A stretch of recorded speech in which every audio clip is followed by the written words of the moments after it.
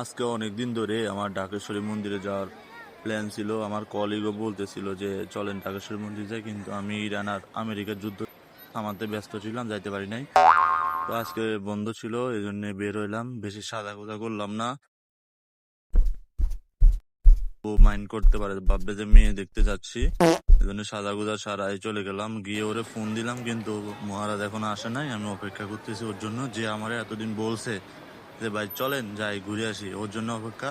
আসার পরে আমি তো ঢাকা শহরে নতুন চিনি না, এই জন্য ওর পিছু পিছুই হাঁটা শুরু করে দিলাম। ও হাঁটতেছে, আমিও হাঁটতেছি।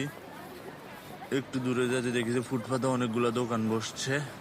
সরকার যতই ফুটপাত তুলতে চায় কিন্তু লাভ নাই, ফুটপাতে দোকান বসবেই। ফুটপাতে এত পরিমাণ দোকান বসে, ফুটপাতে হাঁটার জায়গা নাই। ফুটপাতে পুরো অর্ধেক দখল করে দোকান, তারপরে আসে কাস্টমার আসে কিনে, ফুটপাতে ওদের দখলেই থাকে। একটা মানুষ যে ফুটপাত দিয়ে হেঁটে যাবে এটার কোনো অবস্থা ওরা রাখে না। ফুটপাত পুরাই ওরা ওদের দখলেই থাকে, যতই সরকার থেকে। দেখেন দখল ছাড়া ফুটপাত, কত বড় একটা ফুটপাত। হাঁটতে হাঁটতে একটু পরে দেখলাম ইডেন কলেজের সামনে অনেকগুলো বকাটে দাঁড়ায় আছে বাইক নিয়ে। পরে বাবা দেখলাম যে না, এরা তো বকাটে না, এরা তো তেলের জন্য আছে। কিন্তু সরকার তো বলছে তেলের কোনো ঘাটতি নাই দেশে, তেলের ঘাটতি না থাকলে এরা কিসের জন্য লাইন দিচ্ছে।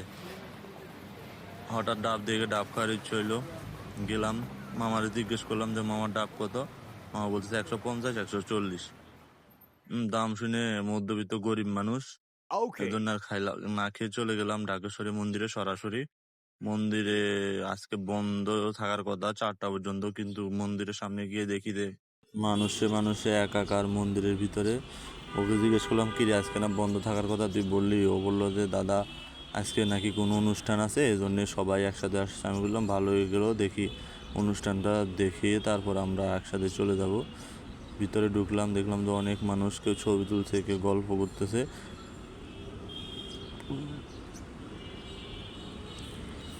আবার কেউ চেয়ারে চেয়ারে বসে আছে। ভিতরে আলপনাগুলো অনেক সুন্দর, তাই না?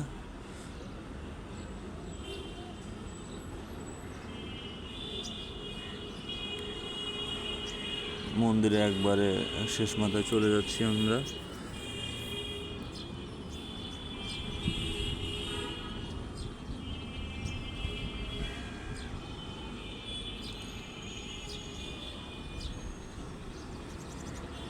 এই গেটটা 4টা পর্যন্ত বন্ধ থাকে আর কি, এই গেটের ভিতরে ঢুকা যায় না।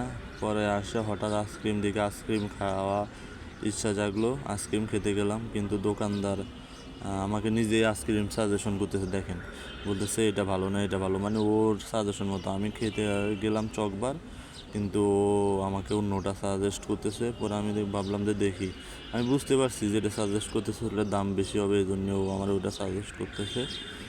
পরে 2টা আইসক্রিম নিলাম দুজনের জন্য, নিয়ে জিজ্ঞেস করলাম কত, বলতে 160 টাকা, মানে 80 টাকা করে। অথচ আমার 45 টাকা করে হইলে হইতো। পরে আইসক্রিম নিয়ে খেতে খেতে ভাবলাম যে মন্দিরে আসলাম, কিছু না দেখে আগে আইসক্রিম খাওয়া শুরু করে দিলাম, না এটা তো ঠিক হচ্ছে না। পরে চারপাশে ঘুরে ফিরে দেখলাম এখানে ছোট ছোট কিছু দোকান আছে যেগুলোর মধ্যে সব জিনিসপত্র পাওয়া যায়। মন্দিরের ভিতরে এখনও বন্ধ, গেট বন্ধ, গেট এখনও খোলে নাই।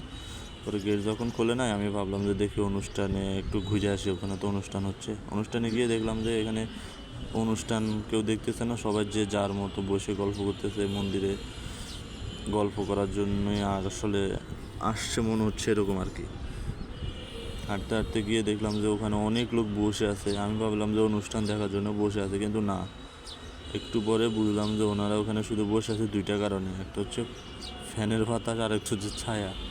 ফ্যানের বাতাস আর ছায়ার কারণে ওখানে সবাই এক জায়গায় বসে আছে গরমের মধ্যে, নাহলে যে অনুষ্ঠান চলতেছে ওটা কোনো অনুষ্ঠানের মধ্যে পড়ে না। পরে আমিও একটু বসলাম, ফ্যানের বাতাস খাই, গরম লাগতেছে। মন্দিরটা এখনো খুলে নেই, মন্দির খুললে আমরা পরে মন্দিরের ভিতরে যাব। কৃষ্ণ কৃষ্ণ কৃষ্ণ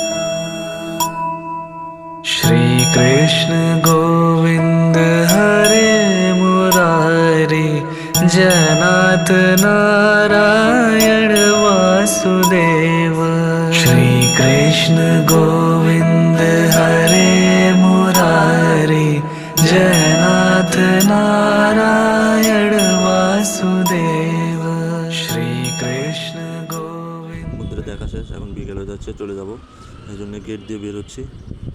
দেখলাম যে অনেকে ছবি তুলতেছে, কারণ এখন বিকাল হয়ে গেছে, এখন একটু ছবি তুললে ভালো আসবে মনে হয়, এই জন্য সবাই ব্যস্ত ছবি তোলাতে। তাতে দেখি ফুচকার দোকান, আবার বউর কথা মনে পড়ে গেলো। ভাবলাম যে এখন তো বউ থাকলে কান্নাকাটি করতো ফুচকা খাওয়ার জন্য। আবার ডাব দেখতে, ডাব না খেয়ে আজকে যাবোই না। এই মামাকে জিজ্ঞেস করলাম, মামা ডাব কত? মামা বললো 150, 140, 120। তা আমরা 150 টাকারটাই নিলাম,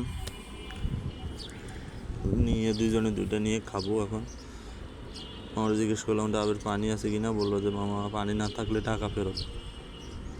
এখন আমার ছোটো ভাই হাসতেছে, কারণ ওরা আমি ডাব খাওয়াচ্ছি, ফ্রি খাইলে এরকম সবাই হাসে। এখন মামা আমারটা কাটছে, কেটে আমাকে দিল, দেওয়ার পরে আমি ডাবটা একটু ভিডিও করলাম, ভিডিও করে দেখলাম যে খেয়ে মজা আছে। এখন ডাব তো খেলাম, ডাবের ভিতরে যে শ্বাস আছে ওটাও আমরা খেয়ে নিলাম, কারণ 150 টাকার ডাব, নাহলে তো লস হবে। ওটার ভিতরে শ্বাস ছিল না, পরে আমি ওরে বললাম যে আমার এখানে অর্ধেক আছে, তুই এটা খা, আমি আর অর্ধেক খাচ্ছি। শ্বাসগুলো ভালোই ছিল, খেতে মজা ছিল। মামারা জিজ্ঞেস করলাম এগুলো কোন জায়গার ডাব, মামা বললো এগুলো ভোলার ডাব। তারপর বললো যে সেন্ট মার্টিনের ডাব নাকি অনেক বড় হয়। ঠিক আছে বন্ধুরা, আজকের জন্য একটুকুই, পরবর্তী দেখা হবে আবার।